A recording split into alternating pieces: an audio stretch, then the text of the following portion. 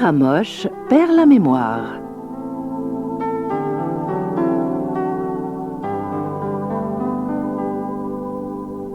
Il n'y a pas encore si longtemps, vivait une sorcière qui répondait au doux nom d'Abigapilano Caramoche. Mais tout le monde l'appelait Caramoche. Avec son énorme nez, sa bouche édentée, son menton en galoche et ses longs doigts crochus, elle était d'une laideur repoussante. Et en plus, elle était aussi méchante qu'affreuse.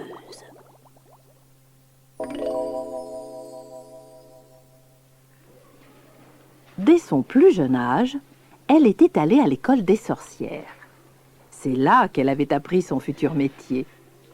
Pendant des mois, on lui enseigna comment jeter des mauvais sorts, composer des élixirs et mélanger des poudres qui vous remplissent la figure de bouton ou vous rendent malade comme un chien. En classe, Caramoche était toujours très attentive, même quand ses camarades chahutaient.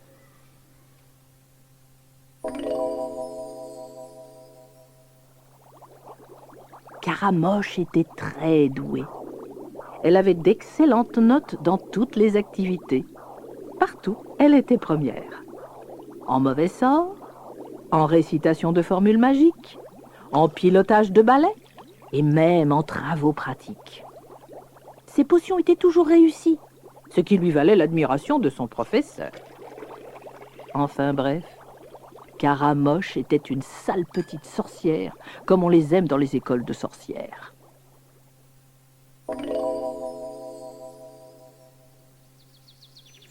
Un beau jour, ce fut la remise des diplômes. Devant une immense assemblée composée des parents des jeunes sorcières, des professeurs et de toutes les personnalités du monde maléfique, on remit à Caramoche son diplôme de sorcière de première classe. Toute fière, elle repartit les bras chargés de livres de magie.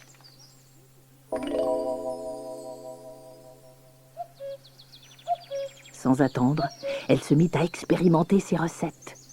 Enfourchant son balai, elle filait à travers la campagne et prenait un malin plaisir à faire pourrir les pommes sur les pommiers des vergers.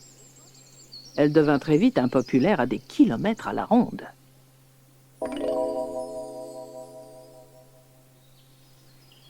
Encouragée par ses premiers succès, elle devenait chaque jour plus méchante. Plus le temps passait et plus s'allongeait la liste de ses victimes. Même le berger eut à s'en plaindre. Il découvrit un après-midi après sa sieste que l'infâme Caramoche avait transformé son troupeau de moutons en un troupeau d'escargots. Le malheureux, désespéré, décida de changer de métier.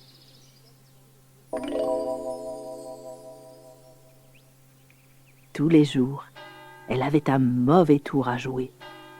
On se souvient de celui où les tuyaux d'arrosage étaient devenus fous et incontrôlables.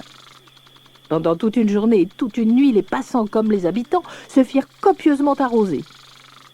Caramoche, caché dans un coin, profitait sournoisement du spectacle et réfléchissait déjà au prochain sort qu'elle pourrait jeter.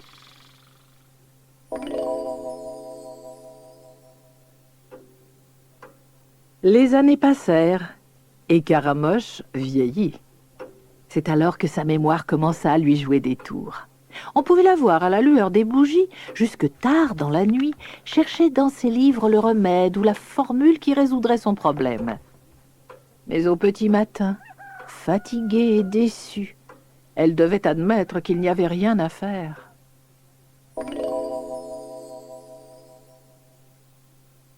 Elle s'en était aperçue un soir d'hiver. Il faut dire que Noël approchait et que l'idée de voir tout le monde se réjouir en famille lui était particulièrement insupportable. Aussi s'en prit-elle à la seule passante de cette fin de journée, la petite Myriam, qui rentrait de l'école en mangeant une tartine de confiture.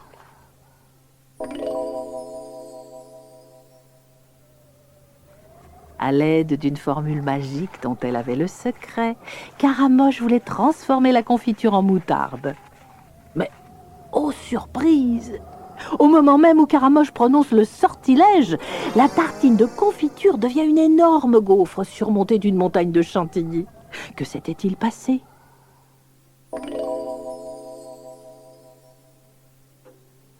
Misère de misère, pauvre de moi, se dit Caramoche. J'ai la mémoire qui flanche. Si jamais quelqu'un l'apprend, je vais être la risée du pays. Sa nuit fut peuplée d'horribles cauchemars, dans lesquels elle voyait tout le monde se moquer d'elle. Au petit matin, elle décida de se lever malgré un effroyable mal de tête.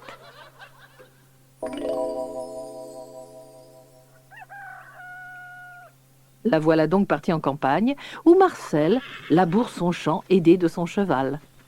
Eh tiens, Pense-t-elle. je vais transformer son cheval en tortue. Elle prononce alors une formule de 3 mots parfaitement incompréhensibles. Et hop!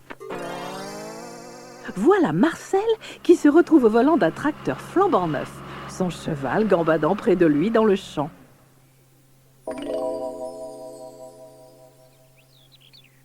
Qu'était-il encore arrivé? Caramoche, rouge de honte, s'enfuit à toute vitesse sur son balai. Perdue dans ses pensées, elle poursuivit son chemin et fila à travers le ciel. Au détour d'un nuage, elle ne vit pas arriver son ami Scaracloche en sens inverse. L'accident était inévitable et le choc fut très violent. Les 2 sorcières firent une chute vertigineuse et se retrouvèrent au sol en piteux état. Les balais avaient eux aussi volé de part et d'autre. « Qu'est-ce qui t'a pris ?»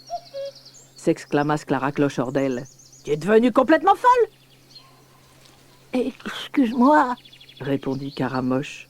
mais en ce moment j'ai bien des soucis. Et notre sorcière de raconter ses mésaventures à son ami. À la fin de son récit, Scaracloche lui dit « Mais tu perds la mémoire, ma vieille. Je vais t'emmener chez une amie qui aura peut-être une solution. »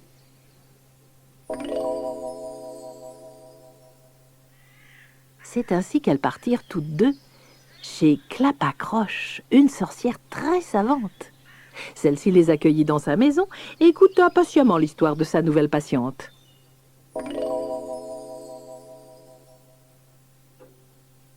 Clapacroche annonça tout de suite la bonne nouvelle. Il existait bien un remède pour soigner le mal dont souffrait Caramoche. « C'est simple, dit Clapacroche. Tu fais bouillir de la bave de crapaud dans un chaudron avec de la salse pareille, des clous de girofle et du venin de vipère. Chaque matin, tu en bois un bol et tu prononces la formule « Zimbaou, paticolé ». Le 10e jour, tu auras totalement retrouvé la mémoire.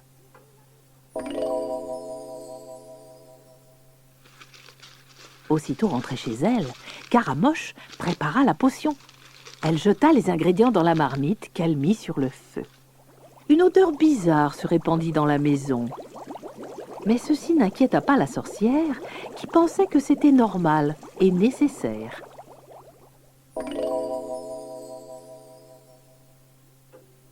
Chaque jour, elle prenait son remède et récitait les 3 mots magiques « Zimbaou, Pati, Collé ». Pour ne pas les oublier, elle avait pris soin de les inscrire sur la carapace de 3 tortues endormies pour l'hiver. Zimbaou sur l'une, Pati sur l'autre et Collé sur la dernière.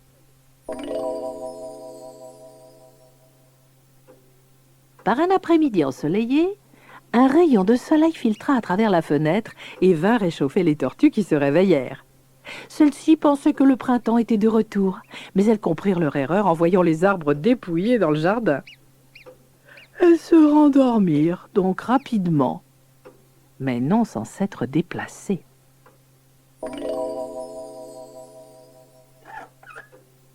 Après une longue journée passée à jeter des sorts par-ci par-là, Caramoche rentra chez elle pour prendre son médicament. Puis elle se dirigea vers le buffet où se trouvaient les tortues. Sans méfiance, elle prononça la formule « Zimbaou, Collé, Pati ». Mais au lieu de retrouver la mémoire, elle se métamorphosa en trompette. Voilà pourquoi bien plus tard, en poussant la porte de la maison abandonnée, Un musicien trouva l'instrument posé sur le buffet. Il décida de l'emporter pour jouer des airs de sa création à ses amis.